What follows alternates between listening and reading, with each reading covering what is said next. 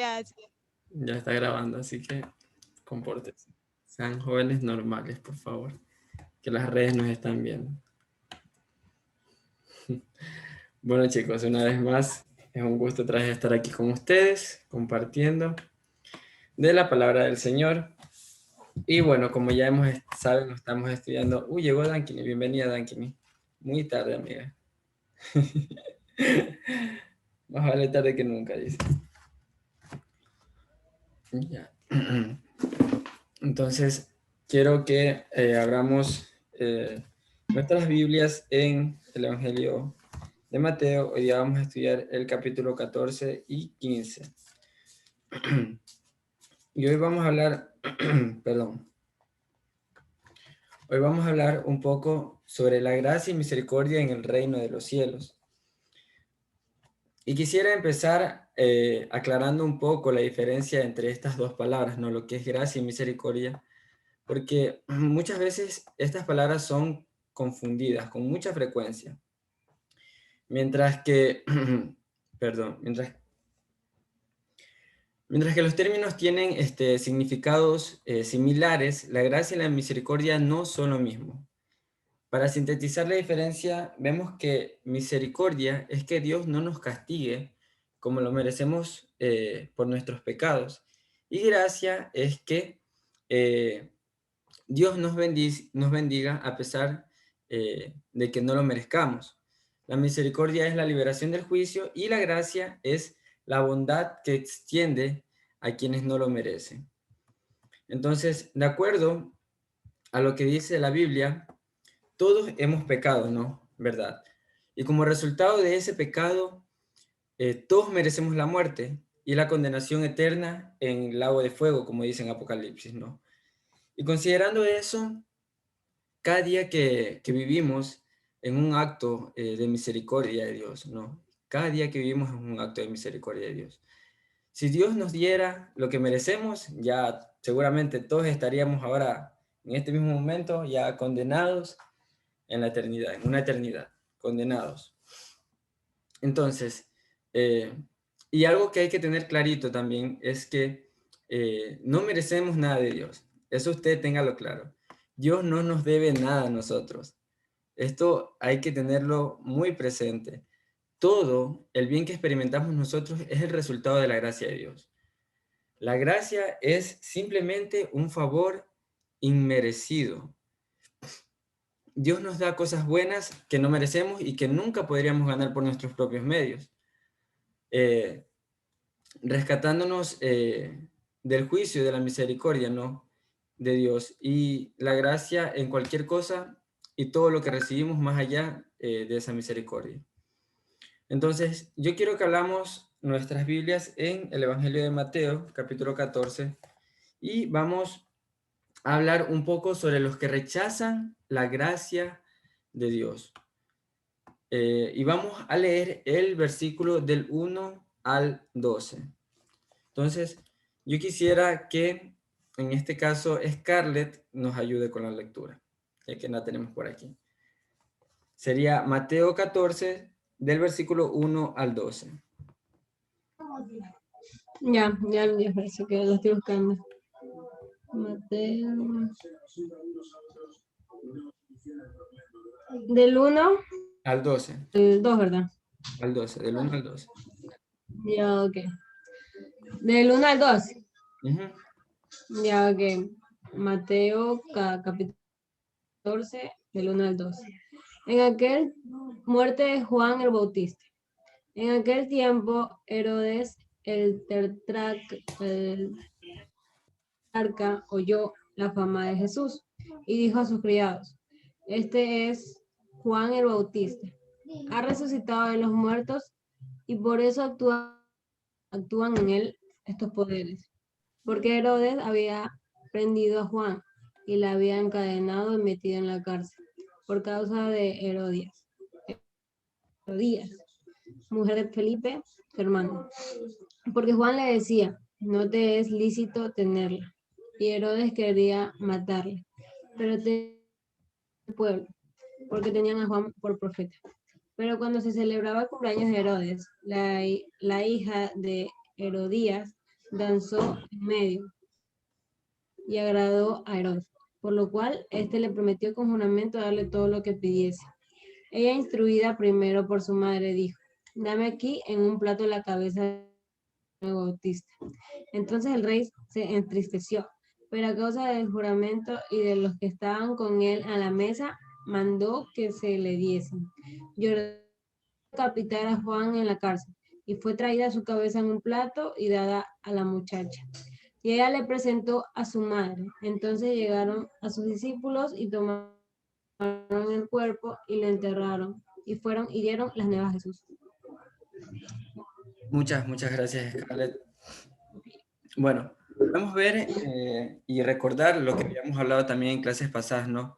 Que Herodes el Grande había exterminado a los niños de Belén con el objetivo de matar a Jesús, el rey verdadero, ¿no? Y también ahora tenemos a Herodes Antipas, que asesina a Juan el Bautista, quien era el heraldo del rey Jesús, ¿no? Más grande de la familia de Herodes. Herodes Agripa también mató a Jacobo y encarceló a Pedro, los principales mensajeros del rey Jesús. Cuando Jesús nació, el corazón de Herodes el Grande se turbó, recordamos cuando vimos el capítulo 1, ¿no?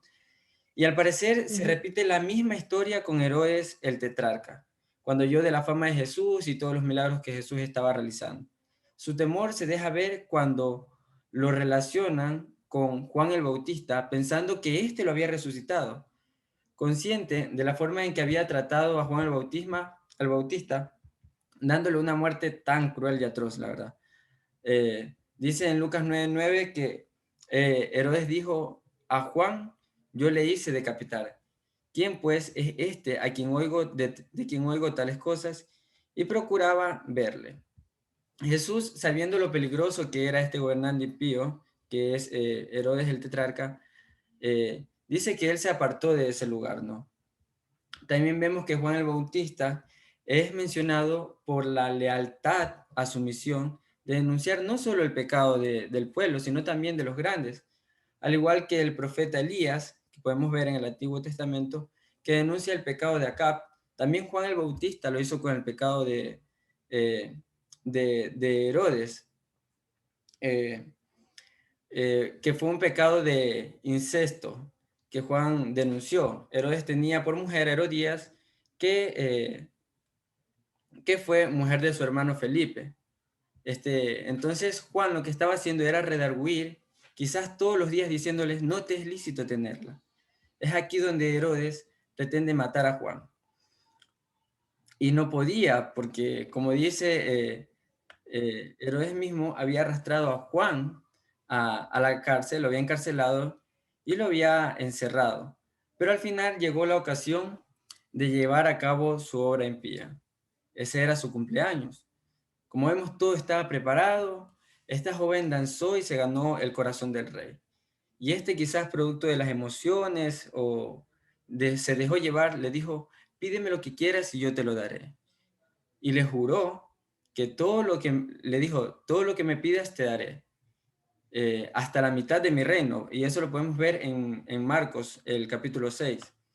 Y la joven, como no sabía qué pedir, lo fue y consultó con su madre y le preguntó: ¿qué pido? Y esta, de una, sin desaprovechar la oportunidad, le dijo: pide la cabeza de Juan el Bautista. Y entonces la chica corrió con prontitud para hacer la petición. Y así salió la orden del reino, y el guardia fue, como dice la palabra, le decapitó en la cárcel y trajo su cabeza en un plato y la dio a la muchacha. Y la muchacha se la dio a su madre.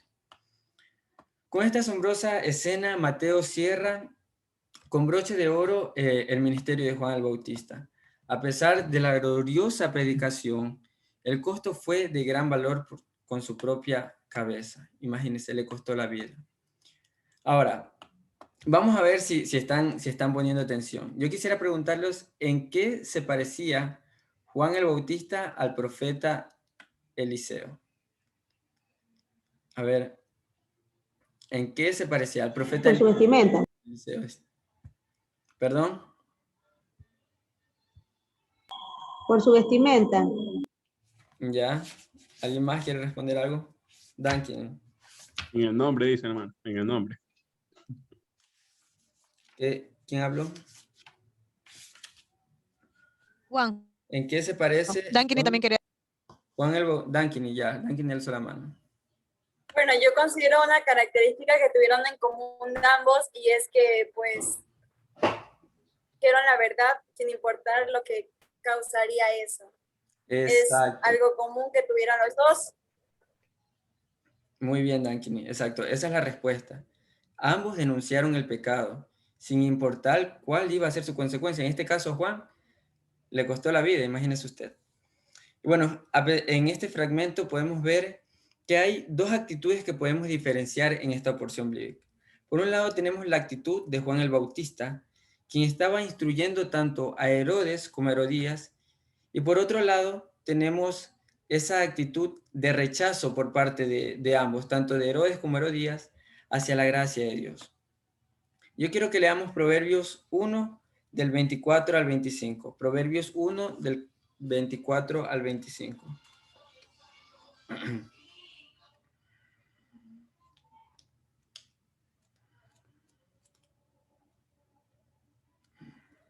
Proverbios 1 del 24 al 25.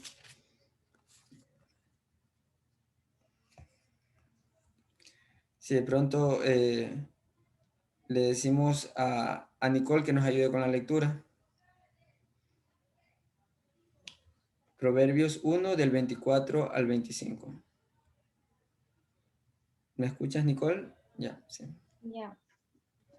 Sí, Dale, adelante. o sea, por cuanto llamé, por cuanto llamé y no quisisteis oír, extendí mi mano y no hubo quien extendiese, sino que desechasteis todo con y mi reprensión no quisisteis. Listo, muchas gracias, Nicole.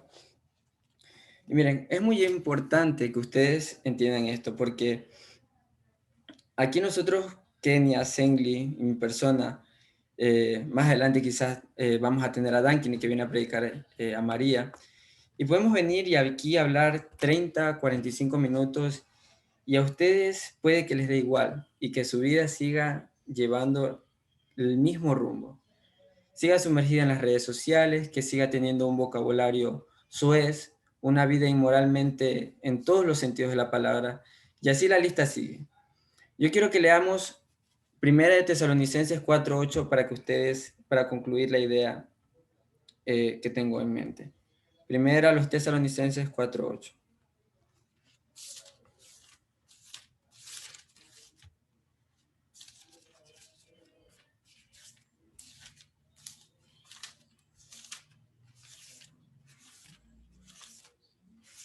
¿Me ayudas, José Anchundia, con la lectura? 1 a los Tesalonicenses. Primera de Tesalonicense, ¿verdad? Ajá. Ah, ya. José. Disculpa, ¿qué capítulo? Capítulo 4, versículo 8. 1 a los Tesalonicenses.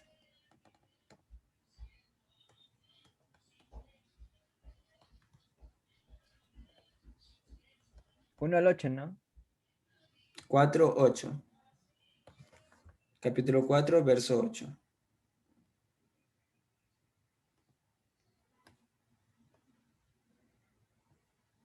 Así que el que desecha esto no desecha al hombre, sino a Dios, que también nos dio su Espíritu Santo. Listo. Como les decía, nosotros puede que vengamos todas las semanas aquí y le compartamos un mensaje a usted y que le demos una enseñanza para su vida, pero que su vida siga igual. Y mire, primero a los tesalonicenses concreta esta idea porque está más que claro que si usted rechaza aquellas enseñanzas, no nos está rechazando a nosotros ni nos está haciendo ningún daño a nosotros. Usted está rechazando a Dios y aquello que Dios quiere que usted transforme en su vida. Eso para que usted lo tenga muy presente. Ahora, quiero que hablemos sobre los que alcanzan misericordia. Y quiero que veamos en el mismo capítulo 14, del verso 13 al 21. Del verso 13 al 21. Melanie, ¿me ayudas con la lectura? Bienvenida, amiga, por cierto. Un gusto tenerte en la reunión. Dios te bendiga.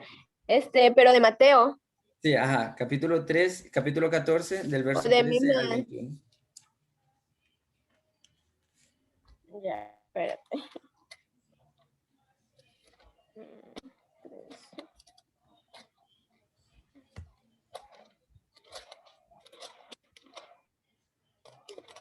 Capítulo 14, del verso 13 al 21.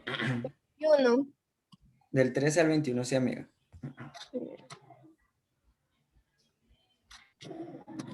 Dice, como prefacio tenemos alimentación de los 5,000. ¿Sí estoy bien? Sí, exacto. Ya. Dice, oyéndolo Jesús se apartó de allí en una barca a un lugar desierto y apartado. Y cuando la gente lo oyó, le siguió a pie desde las ciudades. Y saliendo Jesús vio gran multitud y tuvo compasión de ellos y sanó a los que de ellos estaban enfermos. Cuando anochecía, se acercaron a él sus discípulos, diciendo, el lugar es desierto y la hora ya pasada. Despide a la multitud para que vayan por las aldeas y compren de comer. Jesús les dijo, no tienen necesidad de irse, dadles vosotros de comer. Y ellos le dijeron, no tenemos aquí sino 5 panes y 2 peces. Él les dijo, traédmela. Entonces mandó a la gente recostarse sobre las hierbas. Y tomando los 5 panes y los 2 peces, y levantando los ojos al cielo, bendijo y partió y dio los panes a los cinco discípulos y los discípulos de la multitud, y comieron todos y se saciaron y recogieron lo que sobró de los pedazos, 12 cestas llenas, y los que comieron fueron como 5,000 hombres, sin contar las mujeres y los niños. Amén. Muchas gracias, Melanie. Amén. En el versículo 13 vemos que dice, oyéndolo Jesús se apartó de allí en una barca a un lugar desierto y apartado. Esto es quizá para evitar toda la confrontación con Herodes el tetrarca por lo que había sucedido, ¿no? Y además, Marcos también dice en su evangelio que él y sus discípulos estaban cansados y necesitaban descansar. Sin embargo, la necesidad de la gente era tan grande que aún a pie le seguían desde las ciudades. Jesús extiende su gracia hacia aquellos que lo buscan sin importar los tropiezos o las circunstancias. Por eso sanó a todos los que estaban enfermos sin importar quiénes eran, porque él ni siquiera los conocía. Su compasión siempre es más grande que cualquier otra situación. Una de las palabras claves que nos vamos a encontrar en este capítulo es la compasión de Jesús. Y lo vamos a ver en acción en diferentes circunstancias. Además, también Jesús manifestó su poder al proveer sustento físico a quienes, sin importar el hambre, estaban ahí buscando de él. Porque ellos no estaban ahí quejándose, como nosotros, que tengo sueño, que tengo hambre. Ellos no les importaba, ellos simplemente estaban ahí presentes. Estos necesitaban saciar su hambre porque es una necesidad biológica natural. Aparte era un lugar desierto y ya la noche había llegado, ¿no? Lo único, o como Andrea dice, comiendo pizza. Lo único que había en ese momento, imagínense ustedes, son 5 panes y 2 peces. Y díganme ustedes, ¿quién sino Jesús puede mitigar el hambre a 5,000 personas con 5 panes y 2 peces? Y esto me recuerda un poco al milagro que sucedió con el maná, ¿no? Sin dejar perecer a su pueblo. Así ahora se repite la historia de dar de comer a una multitud necesitada. Y dice la palabra que comieron todos y se saciaron por último. Y hasta sobró. De hecho, sobraron 12 cestas de pan. Da por sentado que todos quedaron saciados, obviamente, por que haya sobrado porque se quedaron saciados. Y hoy podemos ver que Jesús sigue manifestando su poder cada vez que nos sentamos a la mesa al proveernos sustento. Pero sigue Él también proveyendo sustento para una necesidad mayor. Sigue proveyendo sustento al alma necesitada. Yo quiero que alguien busque lo que hace unas semanas estudiamos en este libro, en este mismo evangelio. Quiero que alguien busque Mateo 6:26. De pronto, Brigitte, ¿me puedes ayudar buscando Mateo 6:26? Y me ayudas, Lincoln, buscando Filipenses 4:19. Brigitte, Mateo 6:26. Y Lincoln, Filipenses 4:19. Ya, listo. Listo. Leo. Perfecto. Fíjese, aves del cielo, no siembran ni cosechan, ni almacenan en graneros. Sin embargo, el Padre Celestial las alimenta. ¿No valen ustedes mucho más que ellas? Ya, Lincoln, ¿me ayudas? Sigo. No, hasta ahí nomás. Filipenses 4:19. Filipenses 4:19. Así que mi Dios, todo lo que les falte, conforme a sus riquezas en gloria en Cristo Jesús. Muchas gracias, Lincoln. ¿Se dan cuenta ustedes que muchas veces pasamos por alto estas verdades y todo por vivir desesperados, porque así vivimos, desesperados por los afanes de este mundo? Nos preguntamos, ¿y ahora en qué trabajaré? ¿Qué ropa me pondré? Es que no tengo para el teléfono nuevo, que para las uñas, que para el pelo, que para el gimnasio, para una cosa, para lo otro. Y muchas veces estos afanes no son solo cosas materiales, sino que son aquellas actividades que tenemos que realizar de manera cotidiana. Muchas veces ni bien empieza una semana y ya estamos preocupados por lo que vamos a hacer la semana que viene. Imagínense. Algo que hay que tener en cuenta es que uno debe proyectarse, pero no debe desesperarse. ¿Me entienden? Uno debe proyectarse, pero no debe desesperarse. Primero, porque Dios ya ha provisto la mayor de nuestras necesidades por medio de Cristo Jesús al librarnos del yugo del pecado. Y aún cuando a usted le falte la comida, la ropa para vestir o cualquier otra cosa, déjeme decirle que no hay despropósito detrás de esto, porque Dios te está formando a través de aquellas vicisitudes. Ahora vamos a ver lo que sucedió cuando Jesús salvó a Pedro de hundirse en el agua, sobre lo que nos compartía Kenyan antes en una imagen. Y vamos a leer del versículo 22 al 36. Del versículo 22 al 36. ¿Me ayudas? Haroline, del 22 al 36. Del mismo capítulo 14. ¿Qué capítulo? Del mismo capítulo 14. Estamos estudiando Mateo 14. Pacona, por favor. Enseguida Jesús hizo que los discípulos subieran a la barca y se adelantaran al lado mientras él despedía a la multitud. Después de despedir a la gente, subió a la montaña para orar a solas. Al anochecer estaba allí el sol. ¿Hasta qué versículo es este? Hasta el 36. Ya. Y la, No, perdón, hasta el 33. y la barca y la barca ya estaba bastante lejos de la tierra, sareada por las olas porque el viento le era contrario. En la madrugada Jesús se acercó a ellos caminando sobre el lago. Cuando los discípulos lo vieron caminando sobre el agua, aterrados. «¡Es un fantasma!», gritaron de miedo. Pero Jesús les dijo enseguida: «Cálmense, soy yo, no tengan miedo». «Señor, si eres tú», respondió Pedro, «mándame que vaya a ti sobre el agua». «Ven», dijo Jesús. Pedro bajó a la barca y caminó sobre el agua en dirección a Jesús, pero al sentir el viento fuerte tuvo miedo y comenzó a hundirse. Entonces gritó: «Señor, sálvame». Enseguida Jesús le tendió la mano y lo reprendió: «Hombre de poca fe, ¿por qué dudaste?».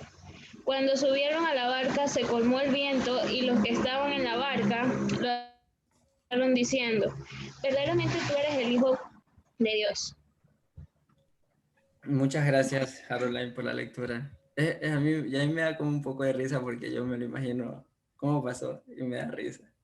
Bueno, el siguiente relato cautiva profundamente, la verdad, también nuestro corazón. Vemos al maestro enviando a sus discípulos al otro lado de la ribera, pero solos. Esta vez los mandó solos. Mientras él despide a las multitudes, Y ahora también el pasaje plantea el lugar donde se encontraba Jesús y el lugar donde se encontraban los discípulos. Jesús dice que que había subido al monte a orar aparte, y cuando llegó la noche estaba allí solo. ¿Qué lugar más seguro puede existir aparte de este, digamos ustedes? Ahora, ¿en dónde estaban los discípulos? Dice que se encontraban, dice que la barca estaba en medio del mar, azotado por las olas porque el viento era contrario. No sabemos realmente cuántas horas habrán pasado ellos ahí en el mar, en esta situación. Me imagino que tuvo que haber sido bastante.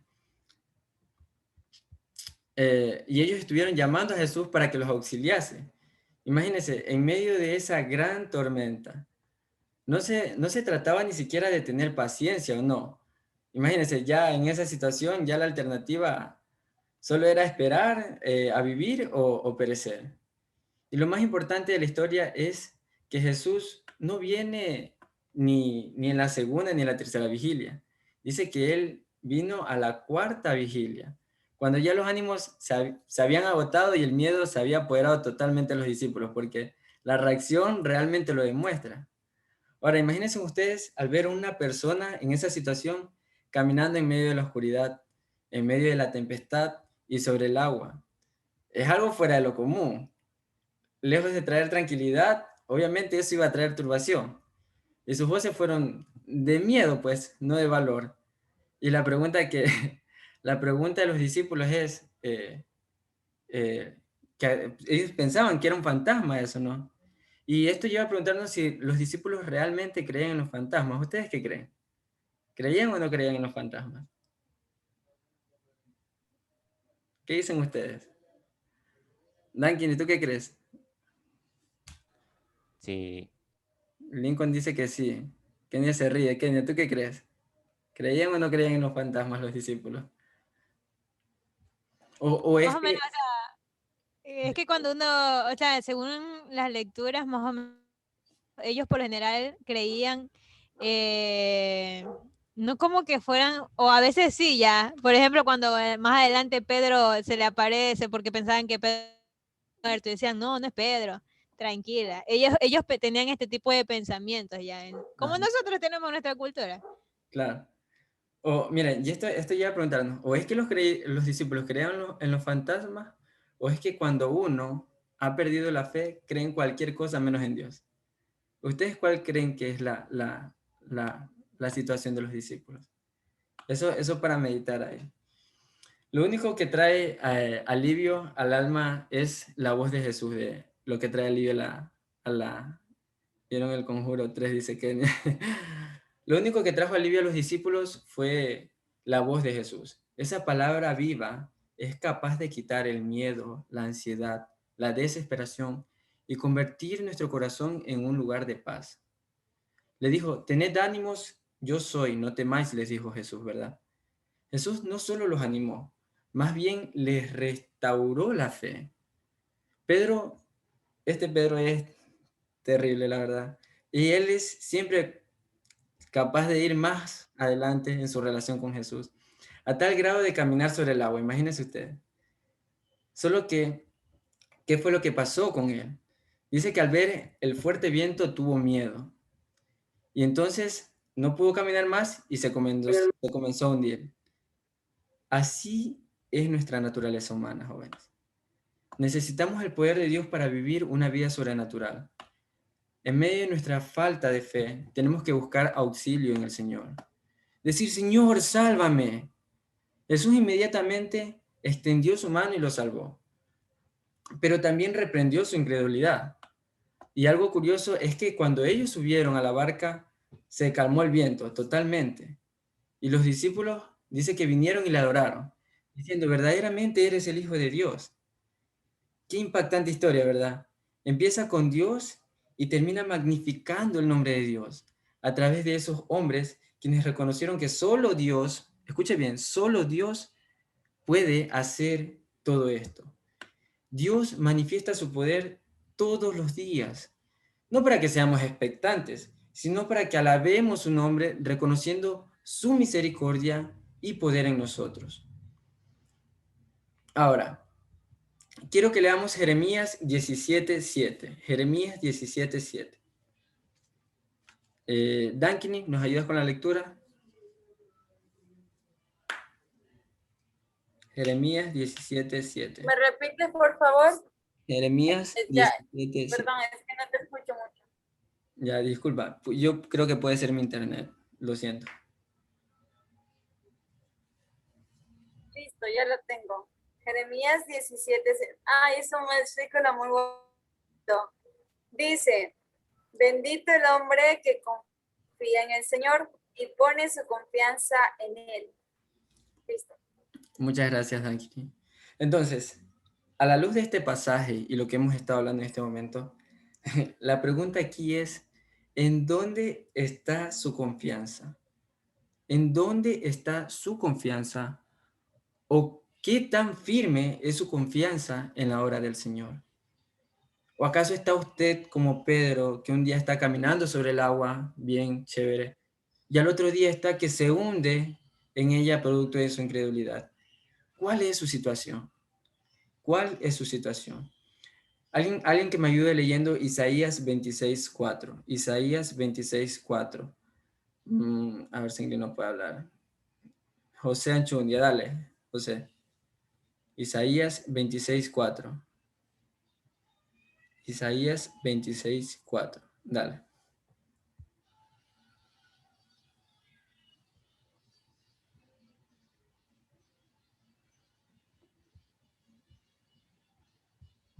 Isaías 26:4. José, tú levantaste la mano para que lo leas.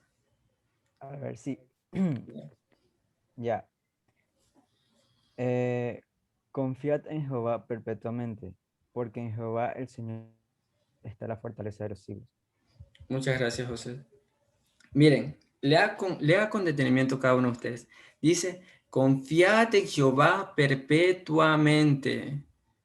Dice, confía en Jehová perpetuamente. Eso quiere decir, confía en Jehová todos los días.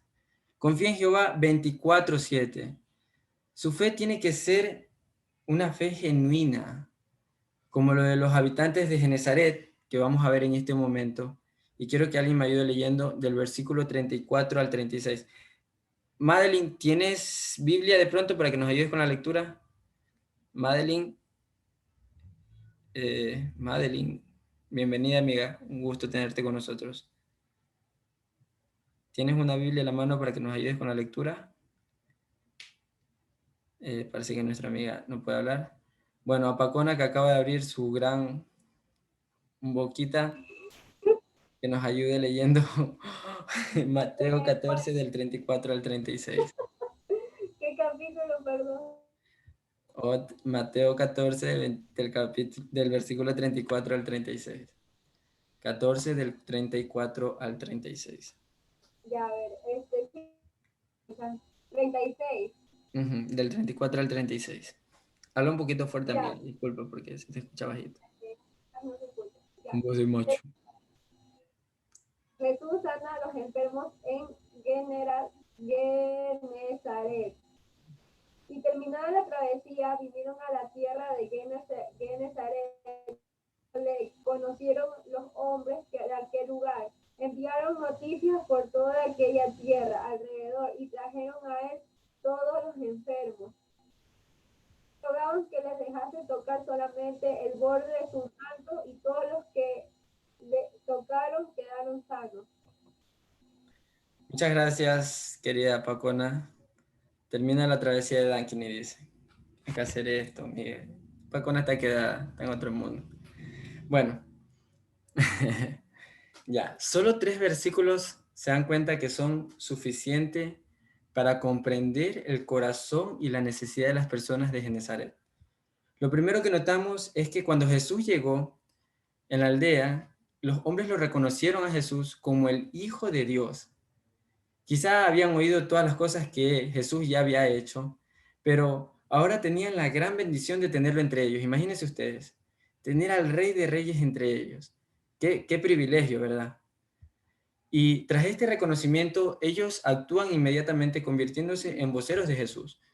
Dice que enviaron aviso a toda la región de Genezaret para que vinieran a él con sus enfermos. Dice que las personas al venir a Jesús reconocen con humildad su majestad, que no eran dignos de recibir sanidad. Entonces ellos lo que hicieron fue decirle a Jesús y le rogaron que por lo menos que solo les dejara tocar el borde de su manto para ser sanados. Imagínese usted, qué fe, qué fe. Y recordamos de la mujer con el flujo de sangre, ¿se acuerdan? Que es un caso muy parecido. Imagínense, qué buena noticia es. Tan pronto tocaban su manto, quedaban sanos de cualquier enfermedad. Miren, para hallar la gracia ante los ojos de Jesús, lo primero es que le reconozcamos como Dios de nuestras vidas. Es el único camino para acercarnos a Él. Jesús mismo lo dijo en Juan 4:16. Yo soy el camino, la verdad y la vida. Nadie viene al Padre si no es por mí. Segundo, lo segundo que debemos hacer es acercarnos siempre indignos de Él. Pues Dios es glorioso, su majestad no ha cambiado. Y en tercer lugar, debemos acercarnos con fe. Y aquí se repite otra vez, como le digo, lo mismo que sucedió con la mujer de flujo, que con solo tocar el borde de su manto había sido sano. Estas personas también creen que es suficiente tocar el borde de su manto para recibir de él sanidad, los habitantes de Genezaret. Es una fe increíble. Todas las personas que tocaban su manto fueron sanadas en ese mismo instante. Genezaret está ahí para ser un ejemplo para aquellos que rechazan la gracia de Dios teniendo un corazón incrédulo. Ellos son un ejemplo a seguir. Entonces, ¿qué actitud tuvo el pueblo de Genezaret hacia Jesús? ¿Qué actitud tuvo el pueblo de Genezaret hacia Jesús? A ver, no sé, hagan los locos que miran para un lado, que miran para el otro. A ver, Haroline.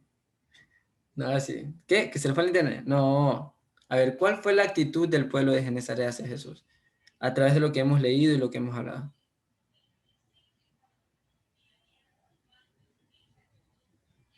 Estoy leyendo el versículo, dice.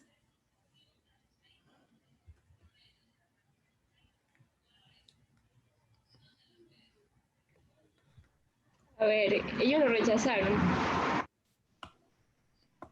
¿Ya? ¿Quién dice otra cosa diferente? Ariel Jiménez dice. No, no.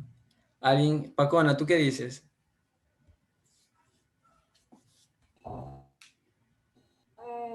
Que ellos no confiaron en el Señor, no confiaron, sino que dudaron. Ya. María, ¿tú qué nos puedes decir? María Muñoz. Estamos hablando de Ajá, del pueblo de Genezaret hacia Jesús. ¿Cuál fue la actitud del pueblo de Genezaret? Bueno, yo como recién me estoy integrando de verdad, porque estaba con unas actividades en casa y yo justo estaba leyendo y dice, cuando le conocieron los hombres de aquel lugar, seguidamente ellos enviaron noticias por toda aquella tierra alrededor y trajeron a él todos los enfermos. Entonces, no siento que lo hayan rechazado, sino que llevaban a él, a estas personas enfermas para que él las sanara. Muy bien, María. María, pese a que recién llegó, dio una muy buena respuesta. O sea, miren, tienen que estar pilas. Este pueblo no le rechazó, en ningún momento le rechazó.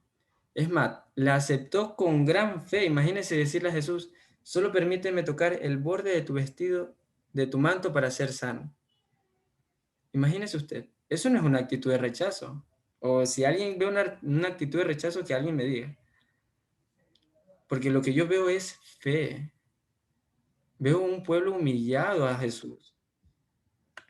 Entonces, quiero que alguien me ayude leyendo el capítulo 15 del verso 1 al 20.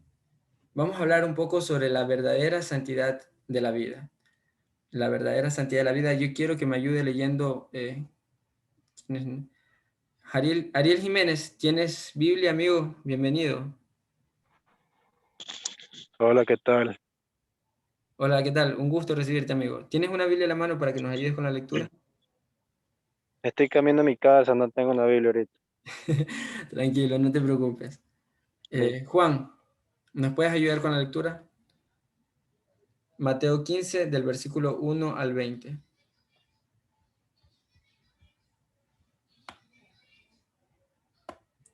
Juan se fue, parece. Tampoco está Juan. Le cortaron la cabeza a Juan, se fue. Sí, ya sé, ese men. Pacona, ¿tú quieres leer? ¿Tú quieres leer, Pacona? Ayúdanos, Pacona, leyendo. Mateo 15, del versículo 1 al 20. Ahí si no escuchan, bueno. Entonces, lo que contamina al hombre. Entonces se acercaron a Jesús ciertos escribas y fariseos en Jerusalén diciendo, ¿por qué tus discípulos quebrantan la tradición de los ancianos? ¿Por qué no se lavan las manos cuando comen pan? Respondiendo él les dijo, ¿por qué también vosotros quebrantáis el mandamiento de Dios por vuestra tradición? Porque Dios mandó diciendo, honra a tu padre y a tu madre, y el que maldiga al padre o a la madre muera irremisiblemente. Pero vosotros decís, cualquiera que diga a su padre o a su madre, es mi ofrenda a Dios, todo aquello con lo que pudiera ayudarte. Ya no ha de honrar a su padre o a su madre, así habéis invadido el mandamiento de Dios por vuestra tradición.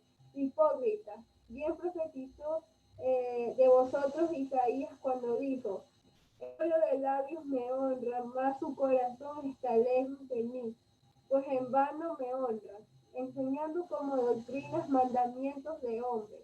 Y cuando hacía la multitud les dijo, oíd y entended, no lo que entra en la boca contamina al hombre, mas lo que sale de la boca, esto contamina al hombre.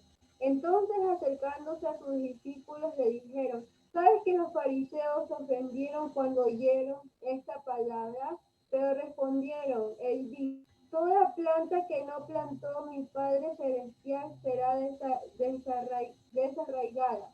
Dejadlos con ciegos guías de ciegos, y el ciego guiar al ciego, ambos caerán en el hoyo. Respondiendo, Pedro le dijo, explícanos esa parábola. Jesús dijo, también vosotros sois aún entendimiento. ¿No entendéis que todo lo que entra en la boca ya al vientre y es echado en las letrinas? Pero lo que sale de la boca del corazón sale, y eso contamina al hombre, porque el corazón salen los malos pensamientos, los homicidios, los adulterios, las fornicaciones, los hurtos, los falsos testimonios, las blasfemias. Estas cosas son las que contaminan al hombre, pero el comer con las manos sin lavar no contamina al hombre. Muchas gracias, Andreita. Bueno, Mateo de nuevo inserta esta confrontación que se da entre Jesús, los escribas y fariseos. Es evidente nuevamente que ellos se acercan a Jesús, pero no para oírlo y recibirle como rey, sino para confrontarle con las tradiciones de los ancianos. Los escribas y fariseos, ellos basaban sus enseñanzas en las tradiciones extrabíblicas, por decirlo así, de las Santas Escrituras. En ese entonces no había Biblia, pero podemos decir de las Escrituras ya, extra escrituras. Jesús mismo le llamó a estas tradiciones mandamientos de hombres. Es claro también notar que ellos no estaban pensando en la higiene cuando hablaban de estas cosas, no. El énfasis del lavamiento, de lavarse las manos, radica en el acto ceremonial religioso, pensando que eso les hacía más limpios delante de Dios. Así es la religión falsa. Se enmascara detrás de la verdad, pero se refleja en el legalismo humano. Pero hay que reconocer que esa es nuestra tendencia como iglesia. Somos una iglesia muchas veces que promulga leyes y luego terminamos atados a algo que está lejos de ser el evangelio.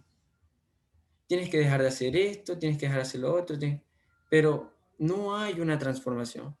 Uno primero tiene, si queremos que una persona, si usted va a una persona del mundo, usted no va y le dice, mira, es que tienes que dejar de tomar, tienes que dejar de fumar. Usted tiene que decirle, primero llevarle el evangelio para que esa persona sea transformada. Y luego esas cosas se vienen dando en comunión con el Señor, con el transcurso del tiempo.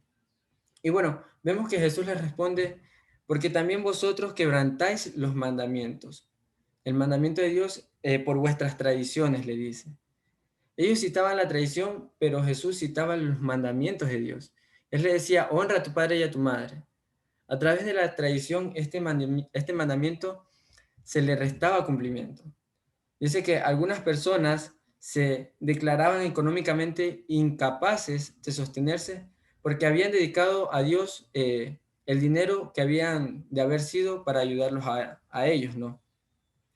Y Jesús le llamó a estos escribas y fariseos hipócritas, le dijo, porque esto es más importante que la tradición, y nunca la tradición debe estar por encima de los mandamientos de Dios.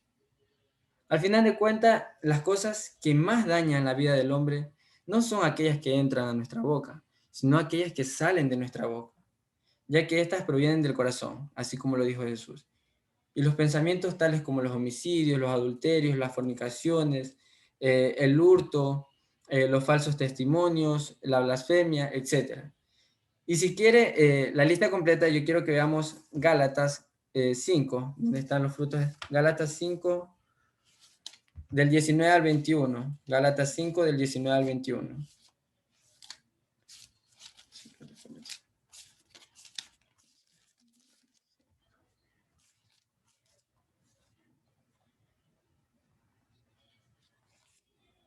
Sí.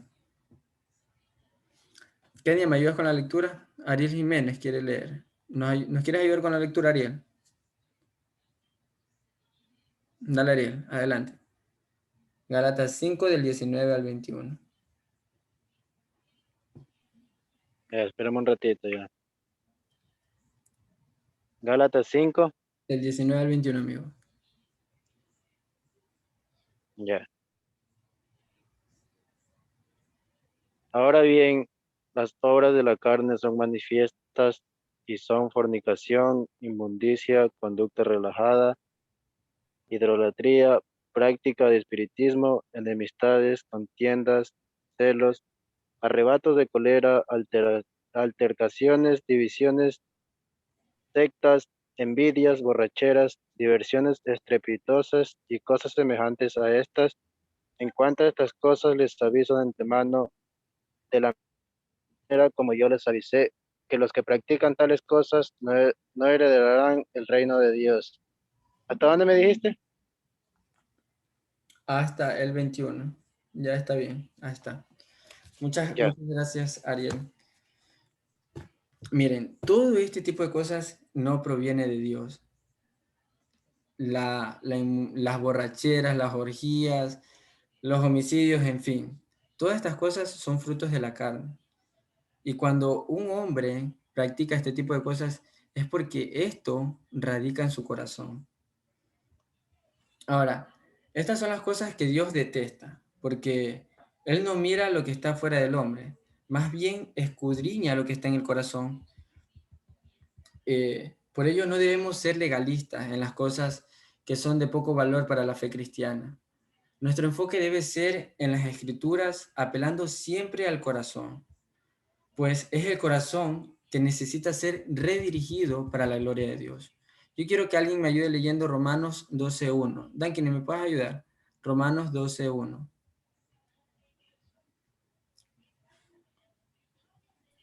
De hecho, te iba a decir que yo lo podía leer. Ya, dale. Y justamente me nombraste. Estamos conectados espiritualmente. Yeah, of course. It's a pleasure. Sacrificios vivos. Por lo tanto, hermanos, tomando en cuenta la misericordia de Dios, les ruego a cada uno de ustedes en acción espiritual, ofrezca su cuerpo como sacrificio vivo, santo y agradable a Dios. Versión NBI. Muchas gracias, Dankini. Miren, chicos, les repito otra vez, dice, Romanos 12:1. Así que, hermanos, os ruego por la misericordia de Dios que presenten vuestros cuerpos en sacrificios vivos, santos, agradables a Dios, que es vuestro culto racional. Y miren, esto es la verdadera santidad. Presentar nuestras vidas enteras como una muestra de la obra verdadera de Cristo Jesús. Usted debe ser, como decía Kenia el otro día, un milagro andante, a través de la cual la gente pueda ver a Cristo a fin de que el nombre de Dios sea magnificado con su manera de vivir. Pero, ¿qué es la gracia de Dios? La gracia de Dios es el don de Dios que eleva a lo sobrenatural a la criatura racional, haciéndola hija suya y partícipe de su vida. La gracia de Dios no se refiere única y exclusivamente al perdón de Dios, sino también a la salvación del hombre, enseñando al hombre a rechazar los deseos mundanos y a los actos impuros. La gracia es un tema constante en la Biblia y culmina en el Nuevo Testamento con la venida de Jesús en Apocalipsis, ¿no? Dice en Juan 1:7 dice, la ley fue dada por Moisés, pero la gracia y la verdad vinieron por medio de Jesucristo. Esta palabra gracia en el Nuevo Testamento proviene del griego, no sé si es charis o charis, creo que es charis. No sé mucho griego, no sé griego para nada, entonces yo creo que es charis, que significa favor, bendición o bondad. Se pronuncia como con la K.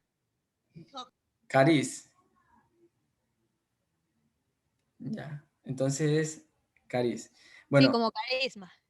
ya. Entonces, la palabra, reitero, la palabra gracia proviene del griego caris, que significa favor, bendición o bondad. Todos podemos extender la gracia a los demás, pero cuando la palabra gracia se usa en relación a Dios, adquiere un significado más potente. La gracia es que Dios nos escoge para bendecirnos en lugar de maldecirnos. Les repito, la gracia es que Dios nos escoge para bendecirnos en lugar de maldecirnos, a pesar de que, de que por nuestros pecados no lo merecemos. Esa es su bondad con los indignos. Yo quiero que alguien me ayude leyendo Efesios 2 del 4 al 5. Efesios 2 del 4 al 5. Ese José anda embalado. Vamos a darle chance a otra persona, José. A ver. A María, que no nos ha ayudado con la lectura. Ese José anda embalado, de verdad. Es como le quiere quitar el puesto a Pacona. Efesios 2 del 4 al 5. Ya, muy bien, amigo. Pero Dios, que es rico en misericordia, por su gran amor con que nos amó, nosotros muertos en pecados, nos dio vida juntamente con Cristo, por gracia sois salvos. ¿Ven? ¿Saben? Esa era nuestra condición. Estábamos muertos en delitos y pecados. Pero ¿qué fue lo que hizo Dios? Dios nos dio vida. Nos dio vida a través de Jesucristo. Y fue por gracia, no porque hayamos hecho algo. Porque hicimos todo para no merecerla realmente. No merecemos para nada la salvación. Pero es por gracia. Y por esa gracia, como dice este versículo, somos salvos. Y debemos dar gloria y honra al Señor por aquello. Y debemos tenerlo siempre presente. Y vivir con un corazón lleno de gratitud. Una vida que refleje gratitud hacia aquello. Ahora, la santidad de Dios es el más difícil de explicar de todos los atributos de Dios. En parte porque es uno de sus atributos esenciales que no es compatible por el hombre, por decirlo así. Nosotros somos creados a la imagen de Dios y compartimos muchos de sus atributos en una escala mucho menor, por decirlo así. Desde luego, cualidades como el amor, la misericordia, la fidelidad, entre otras. Pero algunos de los atributos de Dios nunca serán compatibles por seres creados como somos nosotros, los cuales son virtudes, características como atributos como la omnipresencia, la omnipotencia y la omnisciencia, ¿no? Quiero que alguien me ayude leyendo 1 de Pedro 1 del 15 al 16. Primera de Pedro 1 del 15 al 16. Aquí me va a ayudar Kenia, tú no has leído, ¿verdad? Ya, tú lees. Primera de Pedro 1 del del 15 15 al al 16. 16. Dice, si no, como que os llamó de santos, sed también vosotros santos en toda vuestra manera de vivir, porque escrito está, sed santos porque yo soy santo. Eso es la santidad. Saber que hemos sido apartados para la gloria y honra de Dios. Saber que hemos sido apartados para la gloria y honra de Dios. Eso es la santidad.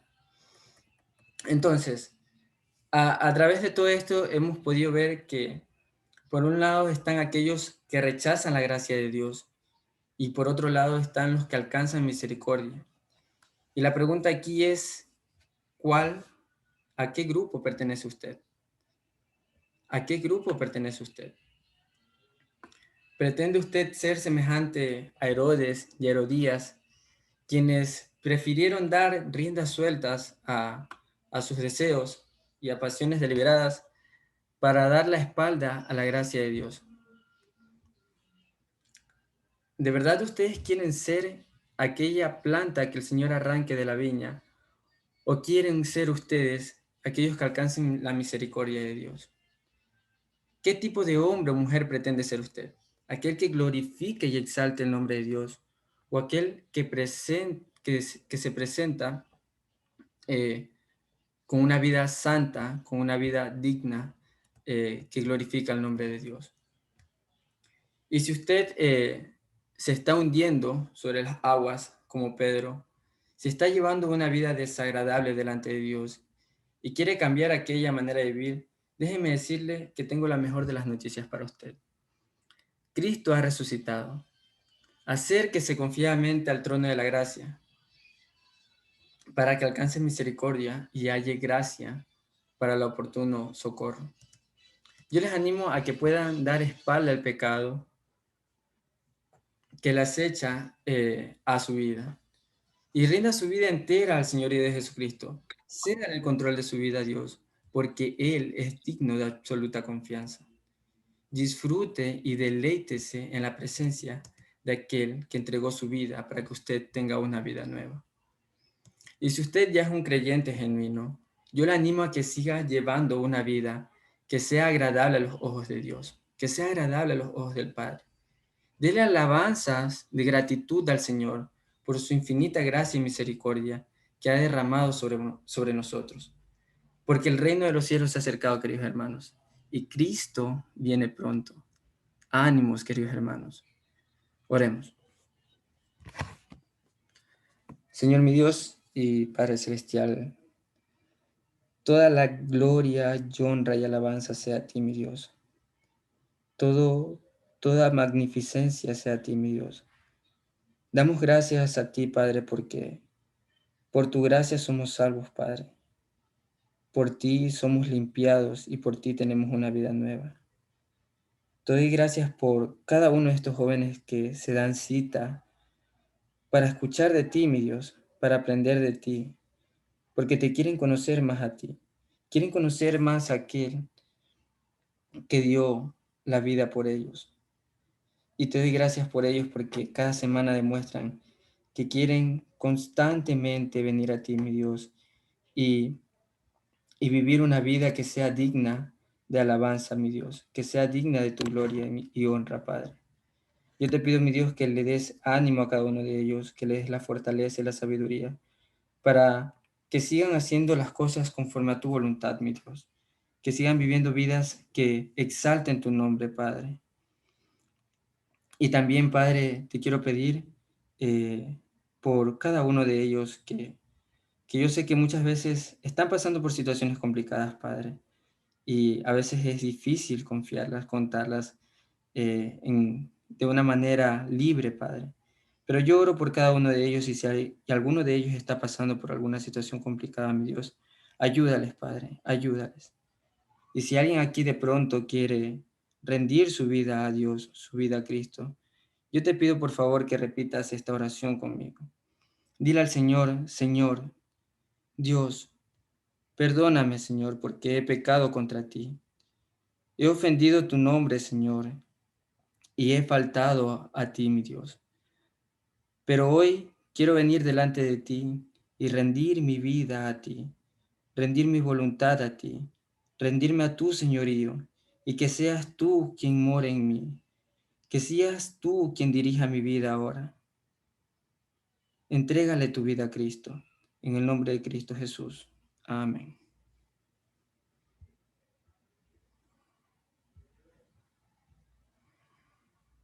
Ahí se fue, creo. Ahí sí se fue alguien. Apaga la grabación.